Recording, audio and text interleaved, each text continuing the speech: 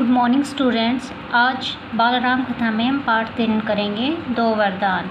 इसमें राजा दशरथ राम को राजा बनाना चाहते हैं, उनके राज्याभिषेक की तैयारियां करते हैं, लेकिन रानी कैकेयी राजा दशरथ से 2 वरदान मांगते। तो इस पाठ में हम जानेंगे 2 वरदान के बारे में। 2 वरदान कौन से हैं।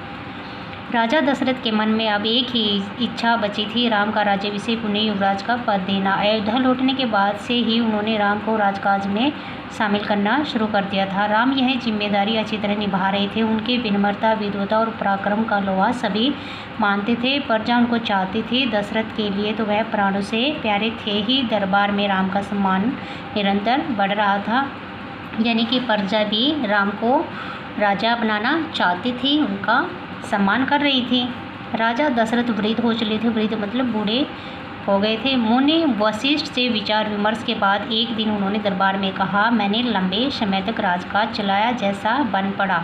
अब मेरे अंग स्थिर हो गए हैं, मैं वृद्ध हो चला हूँ। मैं चाहता हूँ कि यह कार्यभार राम को सौंप दूँ। अगर आप सब सहमत हो तो राम को युवराज का पद दे दिया जाए। अगर आपकी राय इससे भिन्न है तो मैं उस पर विचार करने को तैयार हूँ। तो अब राजा दशरथ राम को राजा बनाना चाहते हैं।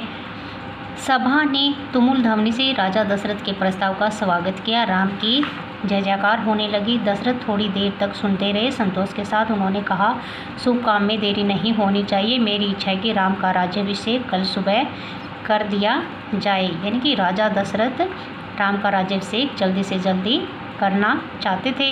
यह समाचार पलक झपकते पूरे नगर में फैल गया। हर जगह बस यही चर्चा थी। राज्याभिषेक की तैयारियां शुरू हो गई। भरत और शत्रुघ्न उस समय अयोध्या में नहीं थे। वह अपने नाना कैकेयराज के यहाँ गए हुए थे। तो उस समय भरत और शत्रुघ्न अयोध्या में नहीं थे, वे नाना के पास गए हुए थे।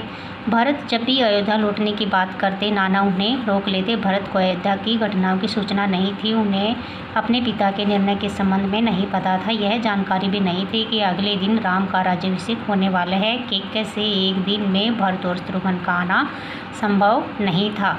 राजा दशरथ ने इस संबंध में राम से चर्चा की। कहा कि भरत यहाँ नहीं है, पर मैं चाहता हूँ कि राज्याभिषेक का कार्यक्रम न रोका जाए। उन्होंने राम से कहा, जनता ने तुम्हें अपना राजा चुना है, तुम राजधर्म का पालन करना, कुल की मर्यादा की रक्षा अब तुम्हारे हाथ में है। राज्याभिषेक की तैयारियां रानी कैकेयी की दासी ने भी देखी, मंथरा ने। तो रानी कैकेयी की दासी का नाम क्या है? मंथरा। शुरू में उसे इस चहल पहल का कारण समझ में नहीं आया। उसने इसे कोई अन्य अनुष्ठान समझा। इतनी रौनक, ऐसी सजावट, ऐसा कुछ उसने अन्य अनुष्ठानों में नहीं देखा था। उसे अचंभा हुआ। फिर उसने रानी कौशल्या की दासी से पूछा। उससे तब पता चला कि कल राम का राज्याभिषेक होने वाला है। यह उत्सव उसी के लिए है। मंथरा जल भुन गई। राम का राज्याभिषेक उसे षड्यंत्र लगा।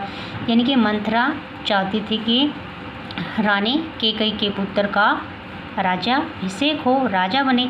कैकेयी के विरुद्ध वह कैकेयी की दासी थी। बचपन से कैकेयी का हित उसके लिए सर्वोपरि था। मंथरा उसे अपना हित मानती थी। वह कैकेयी की मुँह लगी थी। रानी कैकेयी भी उससे बहुत मानती थी। क्रोध से आग बबूला मंथरा रनिवास की ओर भागी। सीधे कैकेयी के कक्ष में वह हाँफ रही थी। क्रोध से चेहरा लाल था। भागने के कारण सांस उखड़ रही थी। उसने रानी कैकेयी को सोते हुए देखा। अब जो ये दासी है मंथरा, वो रानी कैकेयी को भड़काने का काम करती है। किसी तरह स्वयं को संभालते हुए मंथरा ने कहा, अरे मेरी मूर्ख रानी, उठ, तेरे ऊपर भयानक विपदा आने वाली है। यह समय सोने का नहीं है, होश में आओ, विपत्ति का पहाड़ टूटे इससे पहले जाग जाओ। रानी कैकेयी नींद से चौंक कर उठी। उन्हें मंथरा की बात समझ में नहीं आई। बात क्या है? तुम इतनी घबराई क्यों हो? सब कुशल तो है? उन्होंने पूछा।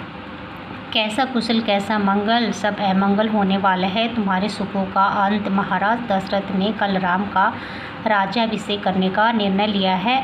अब राम युवराज होंगे। यह तो बहुत शुभ समाचार है। कैकेयी ने प्रसन्नता से अपने गले का हार उतारकर मंथरा को दे दिया। यानी कि यह समाचार सुनकर रानी कैकेयी खुश होती है। मैं बहुत प्रसन्न हूँ। राम युवराज पद के लिए हर तरह से योग्य हैं। रानी तुम्हारी बुद्धि फिर गई है, मति मारी गई है, सवाल राम की योग्यता का नहीं है, राजा दशरथ के षड्यंत्र का है, तुम्हारे अधिकार छीनने का है। मंथरा ने हार दूर फेंकते हुए कहा, यह षड्यंत्र नहीं तो और क्या है। कल सुबह राज्याभिषेक है। भरत को जानबूझकर ननिहाल भेज दिया, समारोह के लिए बुलाया तक नहीं। तो प्यारे बच्चों, आज हम यहीं तक करेंगे। आप इस पाठ को अच्छे से पढ़ेंगे और इसको समझेंगे। Thank you.